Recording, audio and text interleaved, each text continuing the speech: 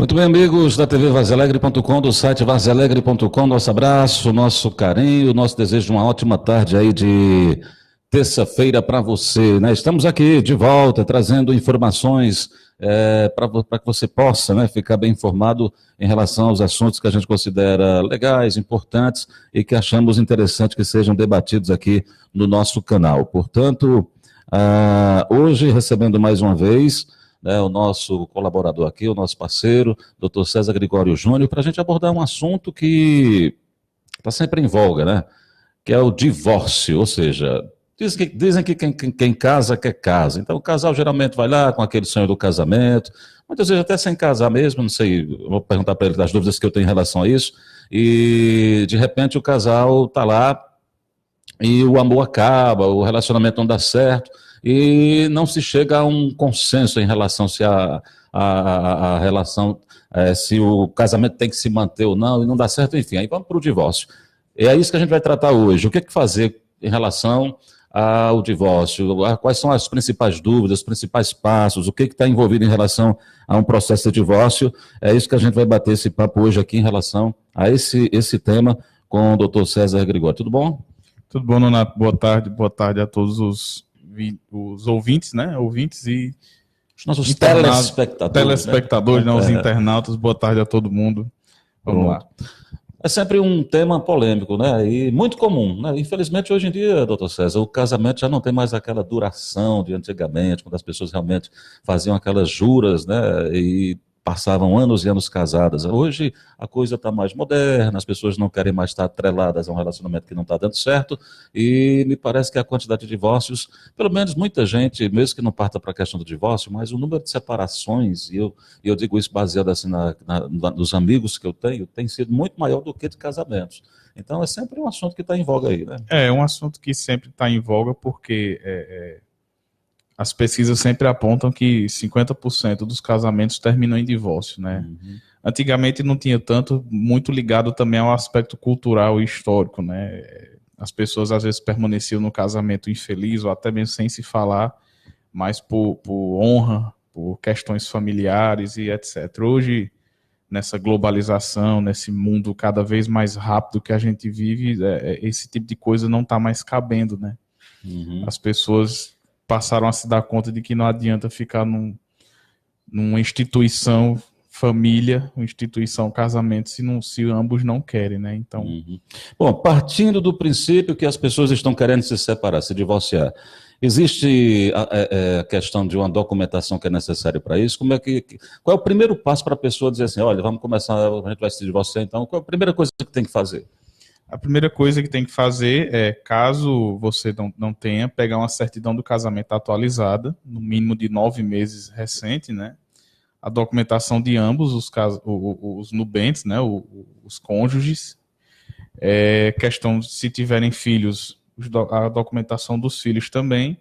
E quaisquer bens que eles tenham também para a documentação, para poder ser previamente dividido, né? Na questão do divórcio. Imóveis urbanos, imóveis rurais, se possível. Imóveis urbanos, imóveis rurais, bens móveis como moto, até a questão de casa mesmo também, se eles têm a casa, se tem os móveis comprados de forma de partilhar, tem que ser apresentado para ser partilhado. Existe um prazo para pedir um divórcio? Por exemplo, a sua casa, passam 2, 3 meses, o casamento não está dando certo, confusão, só dá problema, enfim, aconteceu alguma coisa que infelizmente a relação vai ser interrompida. A pessoa pode pedir o divórcio dentro de um prazo pequeno ou ela tem que esperar 1 ano, 2 anos, enfim? Não, se você quiser se divorciar no dia seguinte ao casamento, já pode. Não existe essa questão de prazo.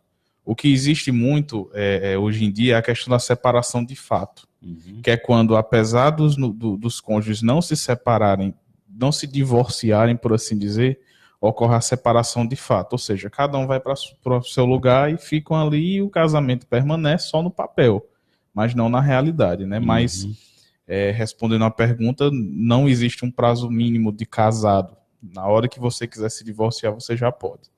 Pronto. Geralmente o divórcio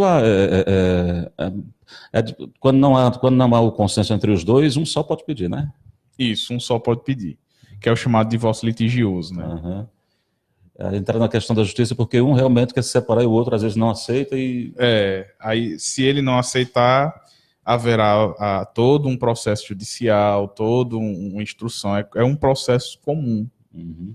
E será decidido entre as partes essa questão do litígio para se separar, né? Que ninguém é obrigado a permanecer com o outro. Uhum. Então, caso um dos nubentes não concorde, haverá o chamado divórcio litigioso, em que meio que haverá ser compelido ao divórcio. A gente sempre vê muito em novela, em filme, que os juízes, né, eles tentam até ver se tem uma reconciliação, né, para saber realmente se querem entrar naquele processo. Né? A gente sempre vê, né, isso. Porque ficção. Assim, muito dos casos, às vezes, é apenas uma raiva passageira ou um problema mal resolvido. Na época da faculdade, que eu fiz estágio, lá a faculdade ela tem o chamado Núcleo de Práticas Jurídicas. E nesse núcleo, quando você está no primeiro ano lá, existe o atendimento gratuito ao público, e a primeira parte é questão justamente de família, de divórcio principalmente.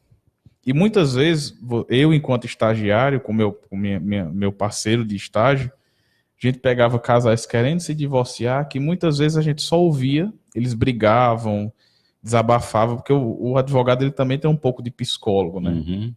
E depois, às vezes, até se reconciliavam, tentavam dar outra chance. Muitos não, muitos prosseguiam e a gente ia dividir bens e tentar fazer o divórcio de uma forma mais pacífica. Uhum. Mas alguns era só aquela raiva, aquela questão mal resolvida. Então o juiz, ele, de acordo com o novo Código de Processo Civil, em qualquer fase do processo, ele pode sugerir a conciliação, um acordo entre as partes. Então, sempre o juiz, ele primeiro pergunta se eles querem realmente se divorciar, se querem realmente dissolver a união, para, sim, se quiserem, sim, concordarem, prosseguir com o processo. Agora, se vai separar, se tem algum patrimônio, como é que fica a questão desse patrimônio? Ou seja, se é uma coisa litigiosa, geralmente eu imagino que seja mais conflituosa, mais, né, dê mais confusão para chegar a um consenso. E muitas vezes a pessoa que vai estar pedindo divórcio, ela está com raiva da outra, a gente parte desse princípio, né, que ela deve estar com raiva, não quer mais ficar com a pessoa, tem outro motivo para se separar, mas ela quer o que é dela de direito. Como é que fica essa questão? Como é que acontece essa partilha? A partilha ela é feita da seguinte forma: quando você se casa, existem várias formas de comunhão de bens. São 6. Só que existem as 3 mais comuns, que é, no caso, a comunhão universal, a comunhão universal de bens, comunhão parcial de bens e separação total de bens. O que é isso? Na comunhão universal, tudo o que você tinha antes ao casamento, durante, vai ser dividido, com exceção de bens doados de herança ou bens com doação de exclusiva. Ou seja, isso deve dar uma confusão, porque a pessoa às vezes não sabe separar, fazer essa separação. Justamente. Né? A parte de bens é o que dá mais problema no divórcio litigioso, né? Aí vem para a questão da comunhão parcial, que é a questão chamada a última. Por quê? Porque se você, perante o cartório no seu casamento, você não expressa a vontade de ter outro tipo de comunhão, a comunhão parcial é a que é padrão, ela é a usada. A comunhão parcial ela funciona que tudo que você adquiriu enquanto casal, a partir do início do casamento, será dividido. O que a pessoa tinha antes não entrará na divisão, e também da mesma forma, se houver, por exemplo, um avô doa uma casa para o neto. Se aquela doação tiver uma cláusula que disser que não é para ser dividida, aquele dali não entra na divisão. Da mesma forma funciona com a herança. Então há essa divisão dos bens na constância do casamento. E a separação total, que mesmo os bens nada se unem. Se eu tenho minha esposa e eu compro uma casa no meu nome, aquela casa permanecerá no meu nome. Não interessa se for depois de casado. Não interessa se for depois de casado. Isso na separação total de bens. Né? Agora, isso tem que constar no dia do casamento civil? Tem que constar no dia do casamento civil. Você expressa lá, no chamado pacto antinupcial, qual a comunhão de bens que você quer. Se você não escolhe nenhuma, que é o 90% dos casos, esquece, aí né? Ninguém pensa nisso. Aí automaticamente vai para a comunhão parcial, que é o que? A partir do momento de casado, o que se adquirir em conjunto divide. Que aí é quando muita gente que não quer aceitar. Não é assim? Justamente. Aí eu vou dizer, olha, aqui, um adendo. Quando você for casar, sei que você vai estar apaixonado, você vai estar naquele momento pensando na lua de mel, mas tira um tempinho para pensar, pergunta a pessoa, olha, e se não der certo? Vamos pensar nessa possibilidade. Tem que ser estraga-prazer, às vezes, né? Porque tem que ser um pouquinho racional, né? Mesmo no momento de paixão, mas tem que ser racional. Dizer, olha, se não der certo, será que é bom a gente pensar como é que vai ser essa separação de bens, para a gente constar, para não evitar problemas lá na frente, vamos fazer tudo direitinho. O que acontece, assim, você vê até muito nas mídias, nas novelas, é que quando é sugerido, por exemplo, uma separação total de bens, até dá uma certa confusão, a pessoa se sente ofendida, como se a pessoa que sugeriu não quisesse casar, estivesse casando com restrições, né? É meio que um tabu essa escolha. Mas, assim, na comunhão universal e na comunhão parcial, quando existe uma separação, existe a chamada meação. O que é a meação? É a divisão dos bens pela metade. Ou seja, na comunhão parcial, tudo que for adquirido da data de início do casamento até a data de final da condição resolutiva, que é o divórcio, vai ser dividido na metade. Na comunhão universal, volta. E na separação total, não divide. É o que a gente está falando aqui. É sempre bom pensar um pouquinho, já deixar resolvido no dia do casamento, lá já constado. Depois de casar daquele jeito, tem como mudar mais, não, né? Não. A não ser que tenha um acordo. Pode ser feito um acordo já no ato do divórcio, né? Porque esse é justamente a questão do pacto antinupcial. Esse pacto ele não é muito comum, é raro você ver. Mas esse pacto você pode até estabelecer bens que não entram na comunhão. Por exemplo, eu tenho uma casa, você tem uma casa. Vamos estabelecer aqui nesse pacto que isso é nosso, que não será mexido no caso de um divórcio. Esse pacto, ele estabelece cláusulas que ele funciona, porque, na verdade, o contrato, o casamento, ele é um contrato. Ele é um negócio jurídico, por assim dizer. Então, você, quando casa com uma pessoa, você estabelece um contrato com ela.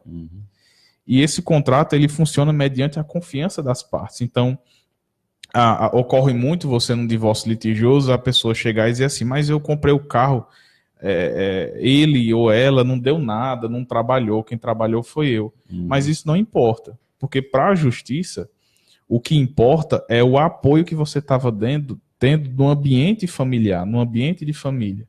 Embora você não tenha agido de forma direta, empregando dinheiro, empregando seu esforço para comprar determinado bem, mas você estava em casa quando a pessoa chegava cansada, você cuidava dos seus filhos enquanto ela estava trabalhando, então o que vale é isso, o que vale é no geral, não vale...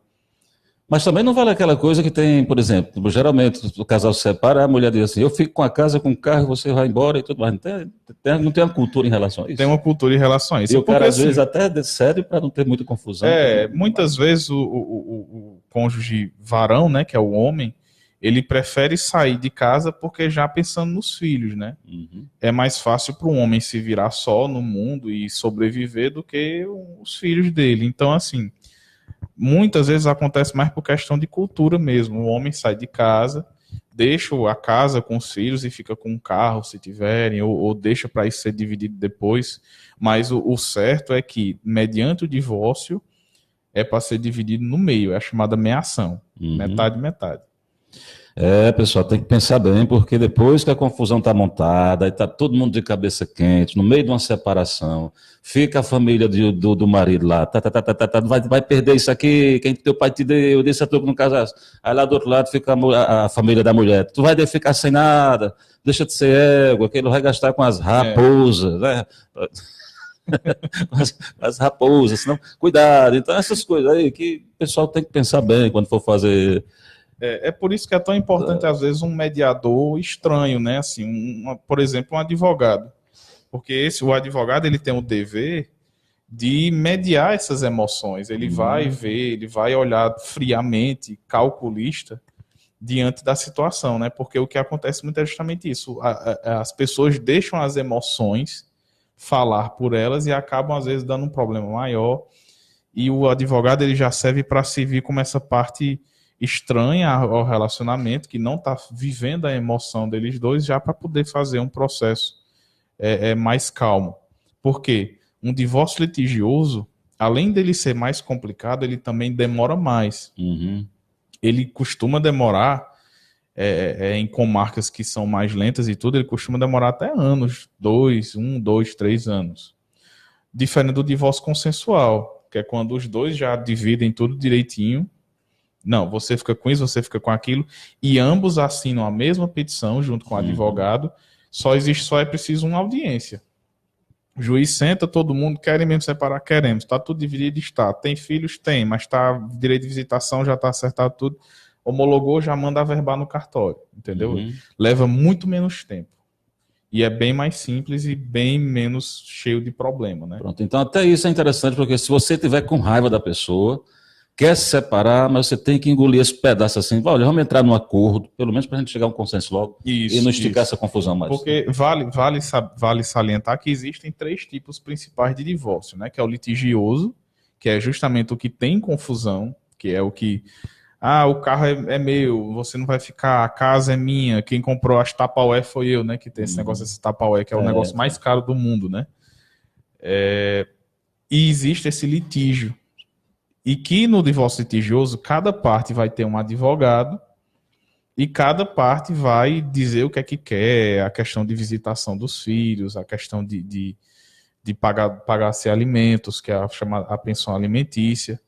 Mas da mesma forma existe o divórcio consensual, que é judicial, em que é como eu disse, os dois assinam, o advogado ele já faz a petição, com todos os bens divididos, com direito de visitação dividido, com alimentos das crianças divididos também, e é mais rápido.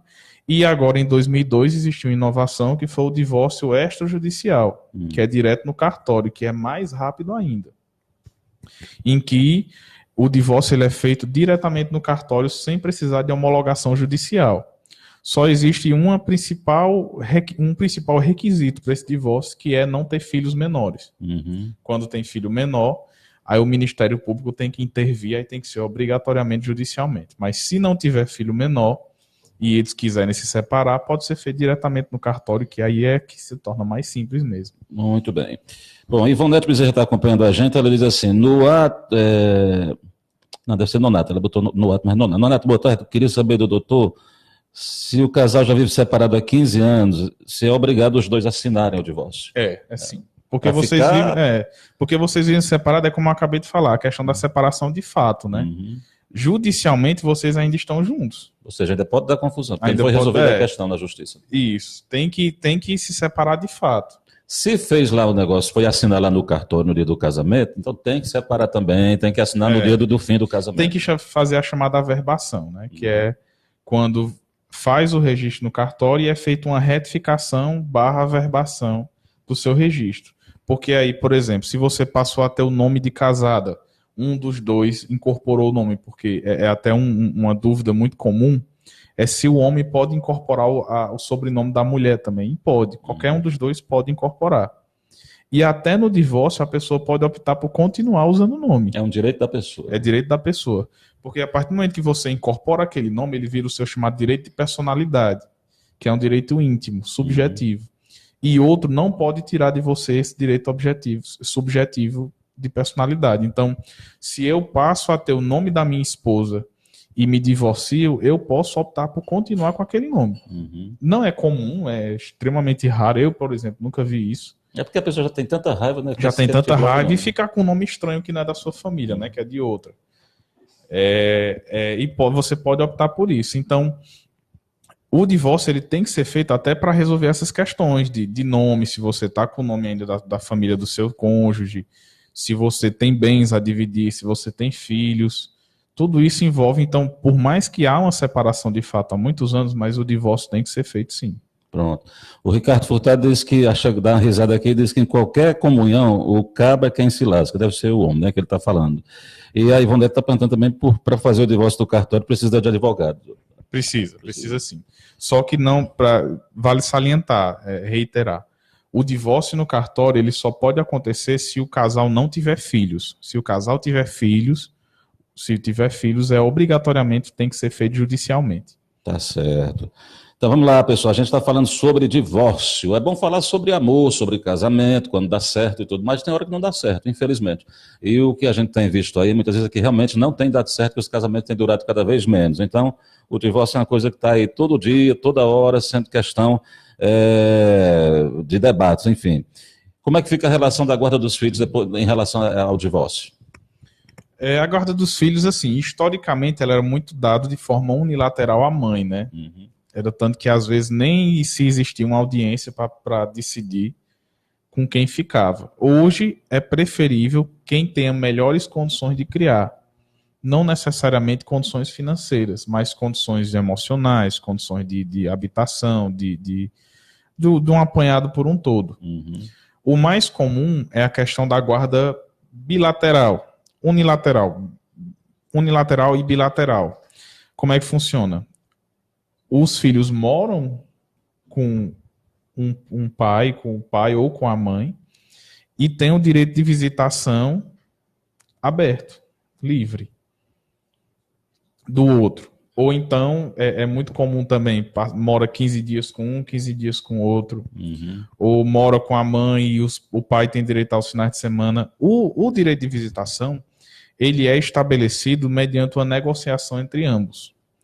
Um sugere, geralmente quem dá o início à ação, quem provoca o judiciário para dar a entrada no divórcio litigioso, por exemplo, ou consensual, ele já diz assim, eu acredito que, por exemplo, Dia dos Pais passa com o pai, Dia das Mães com a mãe, Natal com a mãe, Ano Novo com o pai. Geralmente o advogado ele já vai dividir isso de acordo com o que a pessoa quer. Aí vem o outro advogado e sugere, não, depois vamos fazer assim. Aí ocorre essa negociação, sempre com autorização de ambos os cônjuges, e é decidida a questão da guarda das crianças. Mas sempre pensando no bem-estar da criança em Sempre primeiro lugar, pensando no né? bem-estar da criança. Se o acordo que o pai está propondo é bom para a criança, ou se não é qualquer coisa que a mãe quer daquele jeito que vai ser, não. Isso, e não existe também essa ilusão de que sempre fica com a mãe. Uhum. É preferível ficar com a mãe até pela questão do seio maternal? Sim.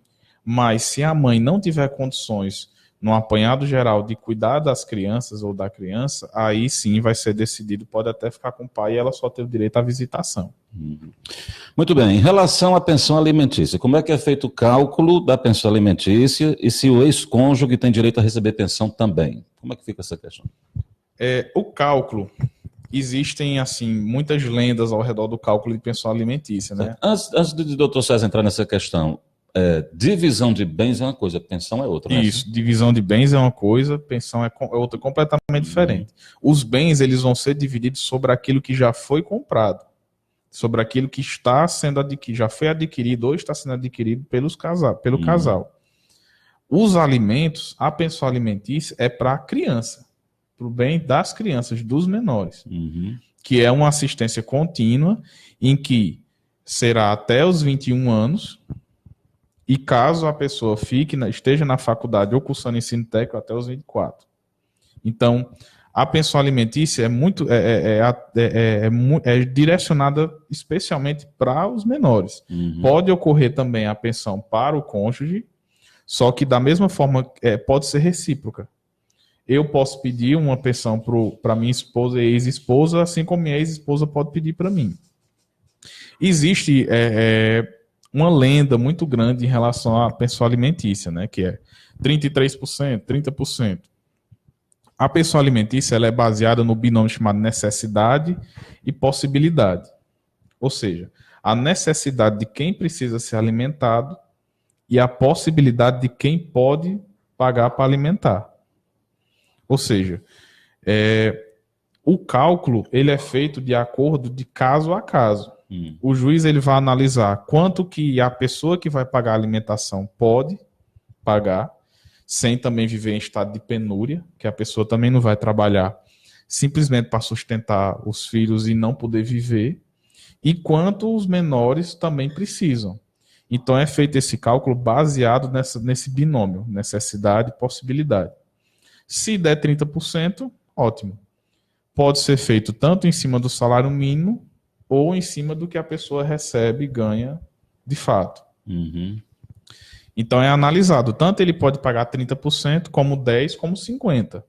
vai ser analisado tanto pela questão da possibilidade do mais comum, no caso, o pai pagar e poder também viver, como também na necessidade que as crianças irão ter, né? Com alimentação, com remédio, com vestuário, com lazer.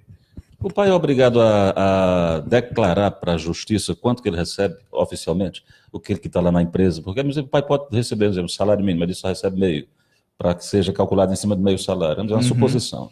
Pode ser pedido pode ser, por exemplo, no processo de divórcio, pode ser pedido para a empresa em que ele trabalha apresentar os olerites, né, que chama, que é a questão dos vencimentos, de quanto é que ele recebe. Pode ser feito. Que da mesma forma pode ser feito também, de ser pedido para o desconto já ser feito diretamente da empresa para a pessoa. A própria empresa já repassar diretamente, depositar numa conta decidida, e o cônjuge que está pagando receber só o restante. É porque a gente vê muito quando está na separação, que a mulher às vezes com raiva dele, eu vou depenar você, você ficar sem nada, você não vai levar nada, você vai ver. Porque o pessoal, o marido às vezes pode confundir também, que já deu carro, já deu uma casa, a mulher já ficou com algumas coisas e ainda tem que pagar pensão, não precisa disso não, né? Mas aí não tem nada a ver. Não tem nada a ver, até porque ele está se separando da ex-esposa ou do ex-marido, não está se separando dos filhos, né? E a pensão é para os filhos. Aí cabe a ele fiscalizar se ela está gastando dinheiro direito. Ele tem direito, a pessoa que paga a pensão, ela tem o direito de exigir todo mês tudo que foi usado, comprado através de recibos com aquele dinheiro.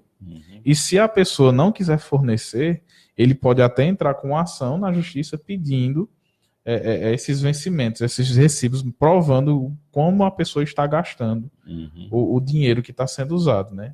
Pronto, aqui a gente já falou até desse assunto, mas vamos repetir um pouco, vamos recapitular aqui. Quanto é que tempo leva para se divorciar? Aí vai depender de cada caso, né? Depende de cada caso. No divórcio litigioso demora mais, porque vai haver divisão de bens. Pode acontecer, por exemplo, de o casal ter uma casa, o homem diz que a casa vale 100 mil, a mulher diz que a casa vale 200. O juiz vai ter que nomear um perito para analisar, aí já demora muito mais tempo. O divórcio litigioso ele demora muito mais. Depois do litigioso tem o consensual judicial, que já demora menos, que ambos assinam a petição e ambos já vêm para a justiça já com tudo dividido, já com tudo acertado. Esse pode demorar de 1 a 2 meses, 3 meses, vai depender também da comarca, né, do fórum, por assim dizer.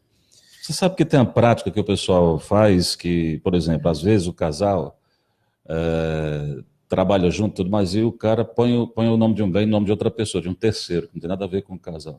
Acho que aquilo dá uma confusão tão grande depois, na hora da separação. Dá sim, porque a mulher geralmente quer fazer uma denúncia de que aquele bem é dele, que ele botou o nome de outra pessoa para escapar de pagar um imposto ou alguma coisa ali, né? Não tem essa... Tem sim, só que aí já se torna uma coisa bem mais complexa, porque vai ter que ser analisado através de documentação. Por exemplo, se for uma casa, se a pessoa está pagando IPTU, quem é que paga o IPTU pode ser analisado. Então aí já, se houver essa questão dessa disputa, às vezes o juiz prefere homologar o divórcio e deixar que essa disputa sobre esse bem que está de patrimônio duvidoso seja decidida em outra ação. Isso pode acontecer. Muito bem. A próxima pergunta era sobre os tipos de divórcio, a gente já falou também, já entrou nessa pauta, e deixa eu ver aqui se tem mais alguma dúvida para a gente retirar em relação... se os cônjuges se arrependerem depois do divórcio e quiserem reatar, o que acontece? Tem que casar de novo. Tem que casar Mas de a novo. confusão do tamanho do mundo, aciona a justiça, gasta com advogado. Não existe uma forma de desfazer o que foi feito, não, no divórcio. Tem que casar de novo. Começar do zero. Aí o pessoal vai falar, de novo esse povo junto, aí quando é com 2 meses, ou divorciado de novo, confusão, vai e volta danado. Aí é aquela história, né? Tem que ter bom senso. Vamos fazer o divórcio, pedir o divórcio só quando realmente estiver certo que vai, que vai se for o mais importante é não agir por impulso, né? Se foi uma raiva, se foi uma coisa assim, tentar conversar, tentar resolver, às vezes até procurar uma terapia. Nós temos grandes profissionais hoje, psicólogos, que podem conversar, de terapia de casal, para tentar resolver. Porque uma vez que você leva para a justiça, uma vez que você procura para fazer um divórcio, já tem uma dimensão totalmente diferente, porque aquele deixou de ser um problema dos dois e passou a ser um problema da sociedade. Uhum. Então, se for uma raiva, se for uma coisa que você veja que talvez possa ser mudado, se um dos dois abrir mão de algo, é bom sempre tentar antes de ir, até porque, justamente, se for até mais um divórcio simples e extrajudicial, mas ainda assim leva custos, ainda assim leva tempo, ainda assim leva chateação. Então, se puder evitar... Pode um dos dois não querer dar o divórcio, que a gente vê muito, né? Assim, eu não dou o divórcio, você pode querer pedir, mas eu não assino, não tem quem faça aí. Pode. Aí vai para o litigioso. Aí o juiz é quem vai decidir. Aí o juiz é quem vai decidir. O outro vai ter que provar porque quer e tudo mais. Isso. O juiz é quem vai decidir. Não, mas daí, eu não sei que a pessoa quer se separar dele. Ninguém fica perto de quem não quer estar perto da gente, não. É só quebra-cabeça. E é caro para se divorciar? Como é? Essa questão do advogado, os honorários, as coisas. Os honorários vai depender, né? Porque depende da própria condição do casamento em si. Havendo bem, vai depender também do tipo de divórcio, se vai ser litigioso, se é preciso fazer cálculos em cima dos bens, se é preciso fazer pedido de alimentos, se é preciso acompanhar, se um dos cônjuges mora fora, por exemplo, e é difícil de ser localizado, tem que haver uma pesquisa, tem que ser citado por edital. Então, a questão de honorários advocatícios varia muito. Claro que, se você não tiver filhos menores, se você não tiver filhos, na verdade, e o divórcio puder ser feito extrajudicialmente, aí sim, tem menos custos. Se for consensual, também tem menos custos. Se for litigioso com bens, aí vai acrescentando. Mas, assim, o divórcio, ele não é uma ação cara, por assim dizer. Tem prioridade na justiça? Porque ser questão de família ou não? Não. Depende. Se tendo filho menor, tem prioridade. Porque menor tem prioridade, especialmente na parte de alimentos, né? O divórcio pode até ser deixado de lado, mas os alimentos, eles são colocados como prioridade. Até também a questão dos alimentos provisórios, né? Sempre que envolver menor, a questão ganha prioridade, né? Independente de qual seja ela. Isso, né? Isso. Pronto, pessoal. Então tá aí, olha. Se você não está feliz com o seu casamento, ninguém está aqui mandando você se separar, não é isso. Mas de repente você não está feliz, é confusão demais. Talvez já tenham chegado até às vias de fato. E é ruim, está convivendo com uma pessoa que você não está gostando. E às vezes parte para outras coisas, aquela questão de traição, que também é uma coisa comum, desse tempo de Zap, de Facebook, de Tinder, de tudo no mundo. E vale salientar, Nonato, que até essa questão de traição, como você falou, existem casos de o cônjuge traído entrar na justiça contra o que traidor e ganhar indenização por danos moral. Olha aí, tá vendo? Tá vendo? O negócio é mais complicado que o que a gente pensa. Mais complicado que a gente pensa. Então, cuidado, porque de repente o camarada pegou você no flagra, né?